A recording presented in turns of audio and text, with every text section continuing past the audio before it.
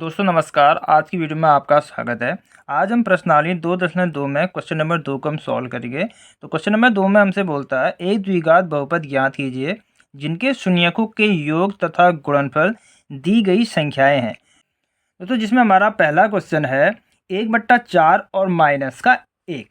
तो क्वेश्चन में हमसे बोलता है कि शून्य के योग और गुणनफल क्रम से दिए, यानी कि ये जो हमारा 1/4 है ये हमारा दोनों ही शून्यकों का योग है और माइनस का 1 ये हमारा दोनों ही शून्यकों का गुणनफल है। ठीक है, चलिए दोस्तों पहले हम मान लेते हैं, माना जो हमारे जो दो शून्यक हैं हम उसको कैपिटल ए और कैपिटल बी मान लेते हैं। ठीक है, कैपिटल ए और कैपिटल बी हमारे दो शून्यक हैं, दोनों ही शून्यकों का योग।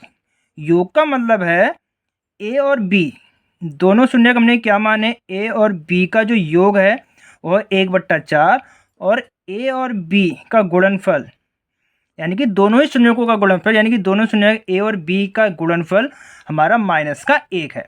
तो चलिए दोस्तों अब हम इसको सॉल्व करेंगे।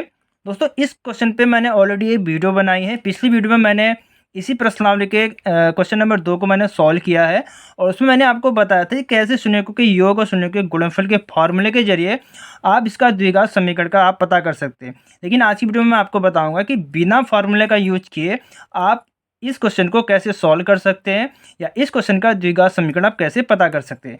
दोस्तों इसके लिए आपको दो बातों का ध्यान रखना पड़ता है। चलिए दोस्तों हम पहले द्विघात समीकरण को ले लेते हैं। हमारी जो द्विघात समीकरण होती है वो होती है x² minus bx plus c 0। पहला आपको क्या पॉइंट याद रखना है, पहला आपको रखना है जब आप द्विघात समीकरण लिखे तो हमारा माइनस का bx है वो आपका माइनस होगा और c आपका प्लस होगा। इसको आपको प्लस या c को आपको माइनस आपको नहीं करना है, ये आपका आगे माइनस और c आपका प्लस रहेगा, ये बात को आपको ध्यान रखना। दूसरा पॉइंट x² माइनस, दोस्तों हमारा जो b होता है ये हमारा शून्यकों का योग होता है, यानी कि a प्लस b, ये दोनों ही शून्यकों का योग हमारा होता है b।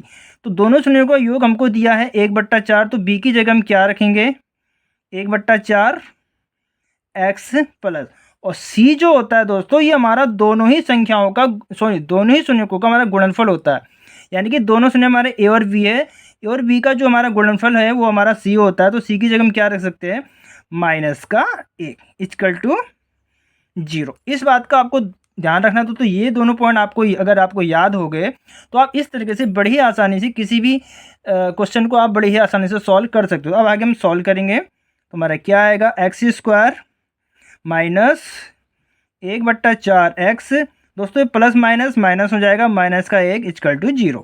दोस्तों इसका अब हम बट्टा 1 मान लेंगे, हम यहाँ से एलसीएम लेंगे तो एलसीएम हमारा क्या आएगा 4, 4 के नीचे गुणा करेंगे तो ऊपर भी करेंगे तो ये हो जाएगा 4x² माइनस का यहाँ पे 1x है तो हम यहाँ पे x लिख लेते हैं, नीचे हम 4 से करेंगे तो ऊपर भी 4 से गुणा करेंगे, माइनस का हो जाएगा 4 इक्वल टू 0।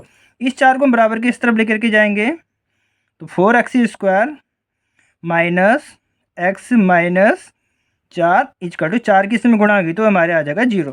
तो इस तरीके से हमारा जो पहला शून्यक हमको जो दिए थे, सॉरी शून्यकों के योग और गुणनफल दिए थे, इसका जो हमारा द्विघात समीकरण है वो 4x² माइनस x माइनस 4 ये हमारा निकल के आया है।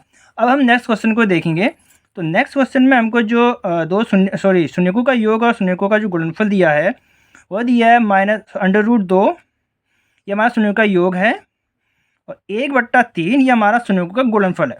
ठीक है, उसी तरीके से हम मान लेते हैं, माना जो हमारे जो शून्यक हैं a और b हैं तो ये हमारा शून्यों का योग है, यानी कि a प्लस b, और ये हमारा है a इंटू बी।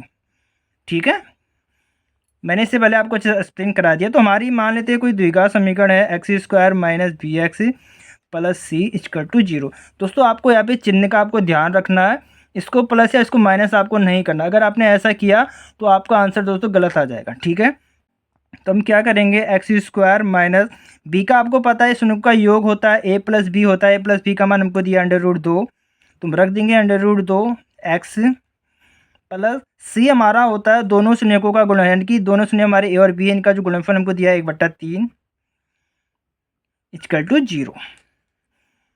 इसका बट्टा 1 मान लेंगे, इसका भी 1 मान लेंगे। अब हम एलसीएम निकालेंगे, 3 आएगा, नीचे अगर हम 3 से गुणा करेंगे तो ऊपर भी 3 से गुणा करेंगे, तो ये हो जाएगा 3x² माइनस 3√2x प्लस का 1 इक्वल टू 0। तो आगे हमारा क्या आएगा, इस 3 को हम इस तरफ लेकर के जाएंगे, तो ये हो जाएगा 3x² minus 3√2x plus 1 equal to 0। 3 की इससे गुणा होगी तो 0। तो दोस्तों दूसरे वाले का जो हमारा द्विघात समीकरण है वह है 3x² minus 3√2x plus 1 equal to 0। अब हम एक और क्वेश्चन ले लेते हैं। चलिए दोस्तों अब हम 5th वाले को ले लेते हैं, ठीक है। बाकी के दोस्तों आपको इसी तरीके से सॉल्व करने हैं। 5th वाले में भिन्न में दिया है हमको शून्य का योग, इसलिए मैं आपको सॉल्व करा रहा हूँ ताकि आपको इस क्वेश्चन को सॉल्व करने में कोई भी दिक्कत ना हो। क्योंकि दोस्तों हमने मान लेते हैं हमारे शून्यकों का योग है ए और बी, ठीक है। ए और बी हमारे दो शून्य का। दोस्तों ये आपको लिखने की ज़रूरत नहीं है, जब आप एग्जाम में बैठेंगे तो आपको डायरेक्टली लिखने हैं, ठीक है। मैं आपको समझाने के लिए यहाँ पे लिख रहा हूँ, ठीक है, ताकि आप समझ पाओ ये लिखने की चीज़ें नहीं होती हैं। मैं आपको समझाने की सारी चीज़ें लिख रहा हूँ। तो ये हमारा शून्यों का योग है a प्लस बी, और ये हमारा शून्यकों का गुणनफल है a इंटू बी। तो हमारी जो द्विघात समीकरण मान लेते हैं x² minus 4x plus c equal to 0, ठीक है। अब आपको पता है x² माइनस बी जो होता है हमारा शून्यों का योग होता है, हमको दिया है माइनस का 1/4 ब्रैकेट क्लोज x प्लस सी हमारा होता है दोनों शून्य का गुणनफल। तो गुणनफल दिया है 1/4 इक्वल टू 0। तो आगे हमारा क्या आया, x² दोस्तों माइनस की गुणा यहाँ हो जाएगी तो प्लस हो जाएगा 1/4 x प्लस 1/4 इक्वल टू 0। इसका बट्टा हम 1 मान लेंगे। अब इसका एलसीएम लेंगे तो हमारा एलसीएम क्या आएगा, 4। नीचे से गुणा करेंगे तो ऊपर भी 4 से करेंगे तो ये हो जाएगा 4x² प्लस यहाँ पे हमारा बचा 1x, तो हम इसको लिखते हैं x प्लस 1 इक्वल टू 0। दोस्तों 4 को हम यहाँ ले आएंगे तो ये हो जाएगा 4x² plus x plus 1 equal to 0। 4 की गुणा 0 में हो जाएगी तो 0। तो इस तरीके से 5वीं वाले का जो हमको शून्य का योग और गुणनफल दिया है माइनस का 1/4 योग और 1/4 दोनों शून्य का गुणनफल। तो इसका जो हमारा द्विघात समीकरण है 4x² plus x plus 1 equal to 0 निकल के आया।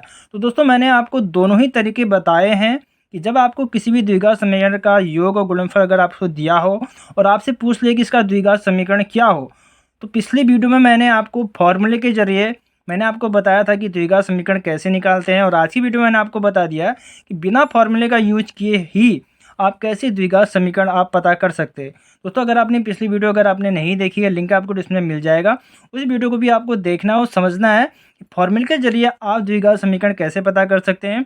दोनों में से आपको जो भी तरीका आपको अच्छा लगे आप उसका यूज करके इस प्रकार के क्वेश्चन को आप बड़ी ही आसानी से सॉल्व कर सकते हो। तो दोस्तों आज की वीडियो में इतना ही, मिलते हैं नेक्स्ट वीडियो में।